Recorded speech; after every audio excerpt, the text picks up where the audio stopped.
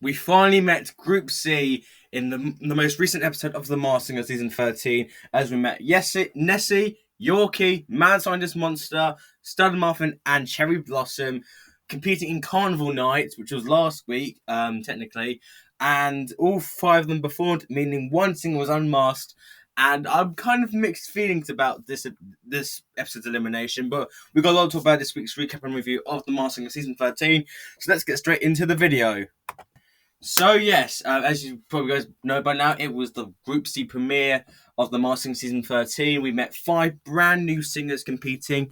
We saw, if I can get it up, as you can see, we saw Stud Muffin, Cherry Blossom, Nessie, Yorkie, and Mad Scientist Monster.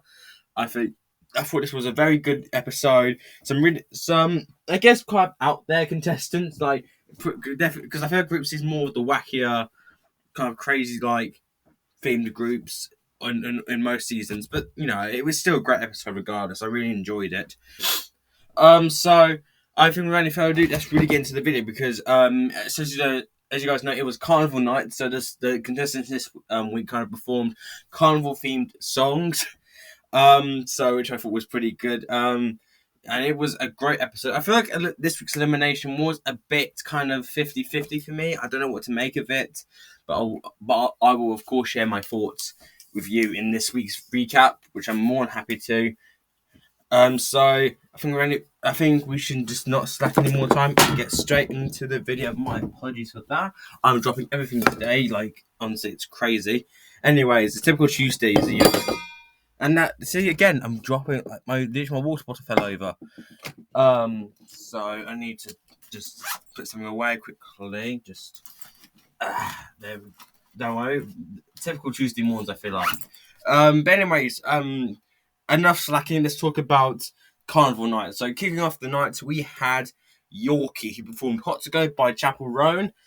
Personally, I feel like that, I have to say, I will say she is very entertaining. She's got this kind of sassy personality, I think, and she is indeed a very born entertainer. I think her vocals were like okay-ish. I think that they weren't bad at the same time. They were decent, but like this wasn't my favorite performance of the night, if that makes sense.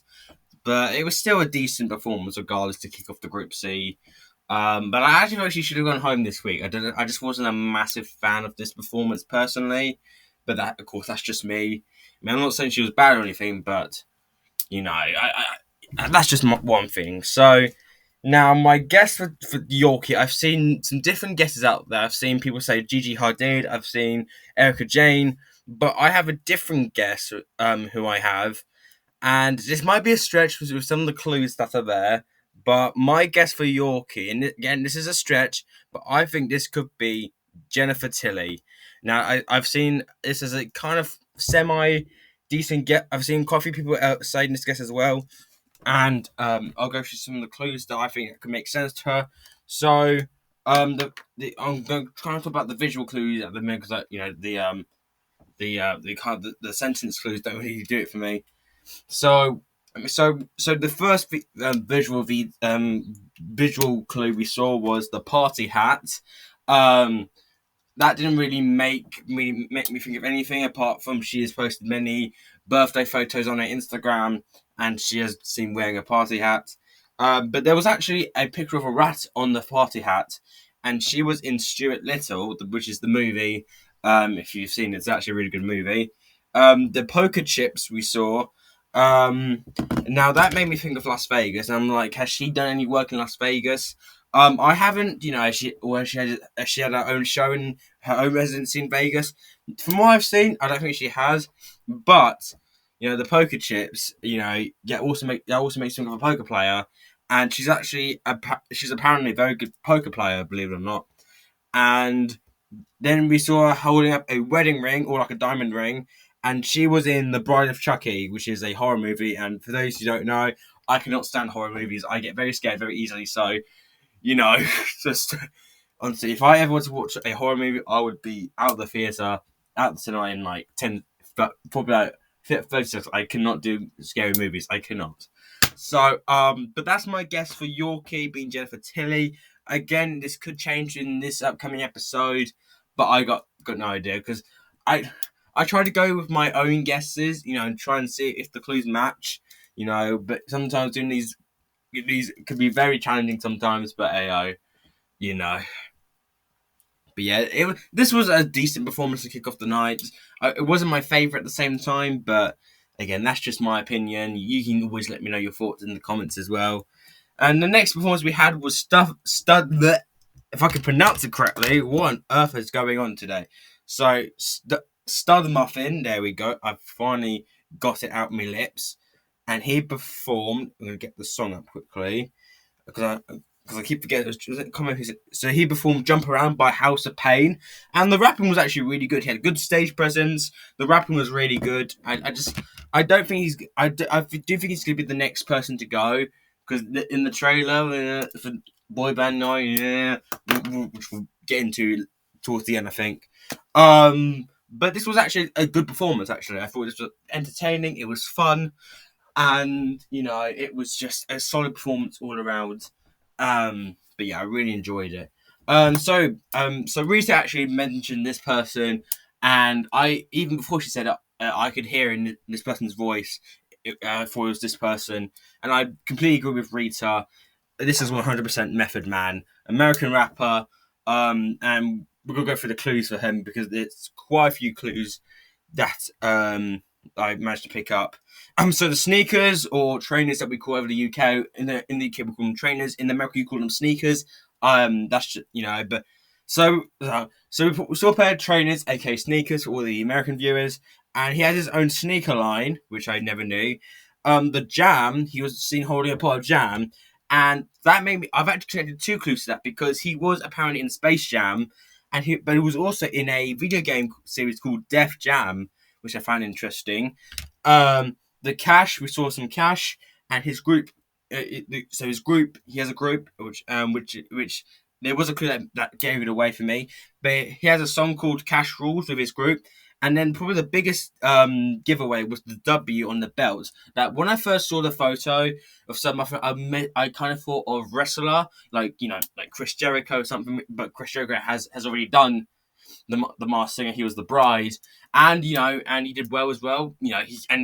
A lot of people don't know Chris Jericho can sing. He's actually got his own band, and he's actually got a pretty good voice. But back to this, the W on the belt, Wu Tang Clan, is the name of the group he's in. So hence the W on the belt, probably the biggest dead giveaway ever. So all the voice lines up, the close match up. It is 100% Method Man.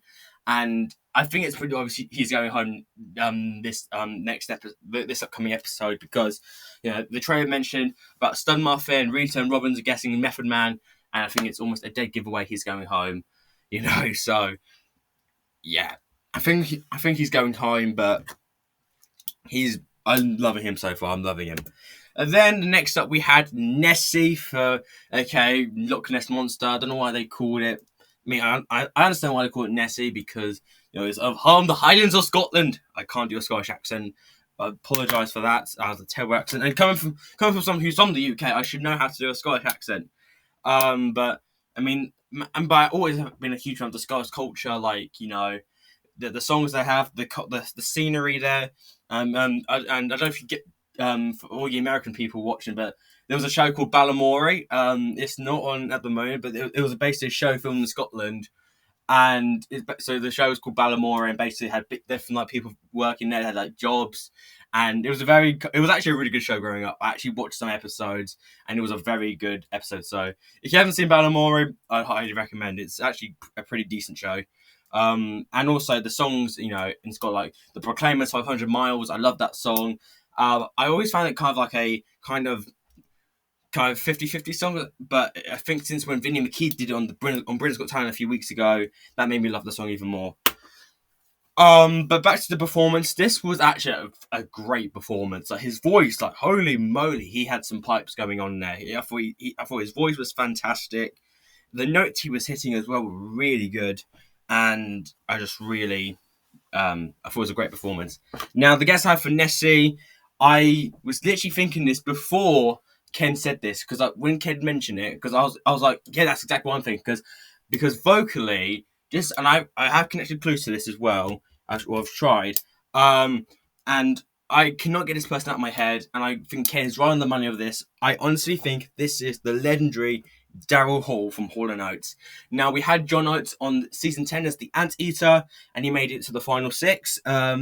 So I think, I could definitely see Daryl Hall doing it, but I know I think that Hall and Oates had a restraining order between them, I think, so which is really kind of upsetting because I think the partnership is amazing. It's like with Simon and Garfunkel. One of my favorite duos ever, Bridge Over Troubled Water. I think they had arguments and disagreements with each other, which is a shame as well because they are an amazing duo together. But so the clues I managed to connect. He mentioned being a legend, and of course he is a legend. Hall and Oates are legendary. They're in the Rock and Roll Hall of Fame. The jet, there was a jet, shown, and a note to, and Ken mentioned this, that the Hall and Oates song "Private Eyes," that thing was a private jet, private eyes, the kiss, the kind of the stick of the lips, another reference to one of their songs, "Kiss on My List." The radio, there was a radio in the VT. I did some research, and in 2024, last year, he actually performed at Radio City. He performed at Radio City Music Hall, and the horseshoe. And the next clue, the horseshoe. I This is a bit of a gamble here. I don't know if I'm right on this, but I read that when you think of horses, you think of a farm. Horses live on a farm most of the time, and Hall and Oates actually once owned a farm estate, which I found pretty interesting. So again, that could be a clue, but some of the other clues I'm definitely thinking it could lead to Daryl. I mean, the voice sounds so much like Daryl, but this could be like a Macy Gray because I remember when Macy Gray did the show, and I was convinced it was her. My dad was like, "Well, the thing is, it sounds too much like Macy Gray." So I mean, she's been guest many times before, and it is true because Macy Gray had been guest so many times before on the show. So my dad was like, "Well, I mean, it sounds too much like Macy Gray, and she's been guest so many times on the show, so maybe next year." But it was Macy Gray, and so because we do kind of talk about the mastering when we talk about the mastering in the UK, we always say like, with Macy Gray, and they're like, "Well, she's been guest so many times, it sounds too much like her. You'll be right one day." And I was right this year. So, but honestly, back to this, I have seen other guesses like Edwin McCain, who I don't really know of, and Rick Springfield, who I do know, and I think that is a good guess. But I'm going to stick with Daryl Hall on this one. I have a feeling it's him, and I really hope it is him as well because I think he is such a incredible talent. And Ken said it rightly, he is one of the best voices the world's ever seen. He has got just a phenomenal voice. So I really hope this is you, Daryl, and if you are, you're fantastic, man. And then we had the elimination of this episode being Cherry Blossom, who performed "Let's Get Loud" by Jennifer Lopez. And if I'm honest with you guys, I actually personally feel like she didn't deserve this elimination. I think she deserved to go on another episode. Like, I actually thought she was actually really good. And she mentioned that she, wasn't a professional singer. I actually thought she had a pretty good voice, so I was kind of upset to see her go because I did think she had a pretty decent singing voice, and I kind of preferred it compared to Yorkie. No offense to Yorkie, of course. I know Quill, you mates, and I know you really like Yorkie. Of course, my friend, please don't get upset with me, please. That's just my opinion. But and of course, Quill, I understand you seem to love Yorkie, and that's completely okay. Everyone's allowed their opinion, and I'm not gonna, disrespect anyone's opinion. I'm more than happy to accept anyone's opinion. But she was eliminated, and it was revealed to be Candice Cameron Bure, which I sadly don't know who she is. But she's actually an actress. And she's an actress. I don't know who she's from, where she's from. I don't know what movies or TV show she's been in. I really don't know who she is. But like I mentioned, I thought she did pretty well actually for a non-professional singer. She had a nice voice, maybe not the most phenomenal voice out there, but it was definitely good enough. I feel like I kind of wish she made another episode, but hey, that's one. It's just one of these eliminations that we have, which is okay. It's just a show after all. And I think a lot of people do take, and I maybe might have felt like it will take a bit too far, but at the end of the day, it's just a show. It's not like it's a legit singing competition. It's like, I mean, you have masked performing and celebrities in masked performing, having the best time. And while over here they have a lot of emotional moments, at the same time, it's just them having fun, doing it for their kids or their loved ones. And, and it's not like you win. It's like, because when you win, it's not like you win anything else. It's just a trophy to take home, which, I mean, in the UK, we don't have any trophies or anything, but, you know, it's still, because at the end of the day, it's just them. Oh, I've won. I've enjoyed doing it. I've had the best time, which is always lovely. And she mentioned about Bob Saget. She mentioned in a VT actually that there was one singer. She was watching one episode and she knew one of them right away from the voice, and it was indeed the legendary Bob Saget, who is no longer with us. It's so upsetting that he's no longer on this planet Earth, and it shocked me as well when I found out he died, because it was so unexpected, and the whole world seemed to love Bob Saget, and I really liked him as well. So, R.I.P. Bob, we love you, man. And massive congratulations to Candice for doing the show. You did great, and I hope you do amazing things. So, Candice, thank you so much for doing the Masked Singer. You were fantastic. And now we go on to my favourite performance of the night, which was the Mad Scientist Monster, who performed Unwell by Matchbox 20, I think. Is that the band called? Can't remember. It seems one of those lines. And and this was definitely my favourite one of the night. I loved his voice. Like, the country twang he had in his voice was rich. It was strong. The voice was also really good as well. I just think he's I just think he's a great singer as well. His voice is really just beautiful. I think he can do a lot more with his voice. I believe he's doing a ballad, I think. I haven't seen any of the songs on the Future on Critics, so I kind of avoid them. I mean, unless it's showing in the trailers what they're singing, that's like, okay, I can deal with that. But yeah, I really liked this performance. It was a great song, a great voice. I think definitely my favourite performance of the episode, and I think he could go far. I think Nessie. I think while we've got a few episodes left before the Super Six, but I'd be amazed if it wasn't Nessie and Mad Scientist Monster in the Super Six, along with Coral Paparazzo, Boogie Woogie, and Pearl. I've seen people say, I've seen people say Griffin should have made the Super Six. I'm kind of in the minority because I think overall I knew Pearl was going to go through. I just didn't expect her to be the first one to go through, if that makes sense. Because I think it should have been Boogie Woogie then Pearl. But like, does that make sense? I don't know if that makes sense, but but that's just me. But back to Mad Scientist Monster, I have my guess for him. Now, I was actually between a few people, and I was between two names of Brett Young and Joe Nichols. But I've actually did some more deep diving, and one of my friends in the community, Brandon Bennett, a massive shout out to you, Brandon. He said this name, and by the way, Brandon is very good at these kind of like clue things. He's very good at like kind of connecting the clues and guesses, and there's been someone's like, wow, like I would not have got that. Like he did that with Scott Porter, who I never knew of. Who else was there? There was, I'm trying to think. Who else was there? John Snyder, Donut. I would not have got that because I know a lot of people were saying Tom Jones. But my guess for him, and it's actually I'm going with because Brandon said this name, and I connected the clues, and it made a lot of sense to this person, Brian Kelly from Florida Georgia Line, and is that a group or something? I think I know the name. Hang on, Florida Georgia Line. Oh, it's a duo. Yeah, it's a duo. Okay, I had to double think what it was. So let's go for the clues for Brian, and he mentioned about reinventing himself, and that's because he was in the duo, but then he went into being solo. He also mentioned about being sidelined, and he actually played baseball. I think he was a baseball player, and he got sidelined due to an injury or like an illness or something. Then we saw an orange, and of course he's from Florida. He mentioned about he said something about being simple, and Florida Georgia Line have a song called Simple, and another clue. I don't think many people connected, but there was the fish tank. There was a fish in the tank, and Brian actually has a necklace charm that is a fish or kind of looks like a fish. Again, that could be a bit of a red herring to something, but I think the more I think about it, I do think this is Brian Kelly. And I think he's definitely a contestant to go far in the competition.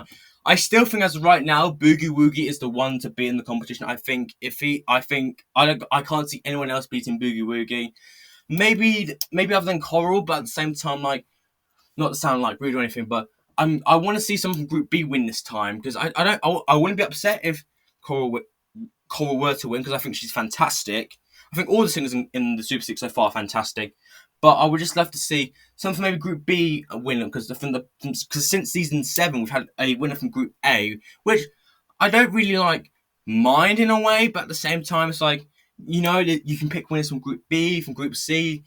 But that's just my feeling of it. Like, I mean, Buffaloes were a very deserving winner in my opinion last season. Actually, Boys to Men are just one of the best groups ever to walk the planet Earth. And Vanessa Hudgens, I was very happy with her winning as well, because especially because she was up against Scott Porter in one of the best finals in the mastering history, and it was one of the first finals that I could not call who would win. So I was completely fine either way who were gonna win. But Cal was deserving. Bishop Briggs for me is another Bishop Briggs Bishop Briggs is another contestant winner that's kind of divided, because a lot of people weren't a massive fan of her and were kind of surprised that she won. I wasn't upset with her winning, but she wasn't my ideal choice. But I was completely fine with it, because I actually thought she was really good. And of course, Harp is the zone winner. Firefly, not the best, but I think Mad Scientist Monster is definitely one of the strongest singers in Group C so far, and I think Nessie as well. So I think automatically, those two are going to be in the Super Six regardless. So that's it for this week's recap and review of the Masked Singer season 13. Let me know your thoughts in the comments below, your favourite performances, your favourite performances, basically. I would love to know who you think is going home in this upcoming episode for this week, for Boy Band Night. And I've said this before, but I think it's pretty obvious who's going home, and that is Stud and Muffin. Mainly because Rita knows who it is, and I think Robin seems to know, and they keep mentioning Method Man.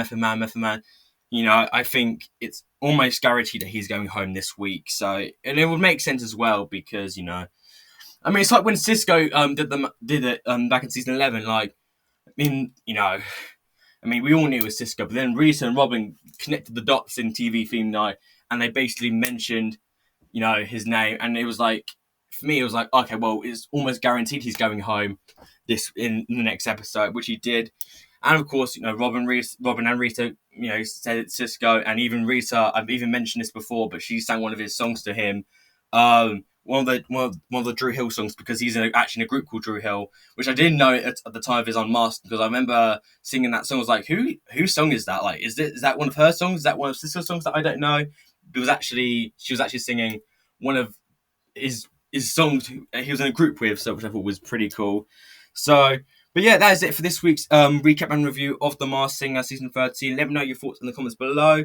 Thank you so much for watching this video. If you enjoyed it, please like and subscribe with post notification turned on. I would really appreciate that. But once again, thank you so much for watching this video, and of course I'll see you guys next time.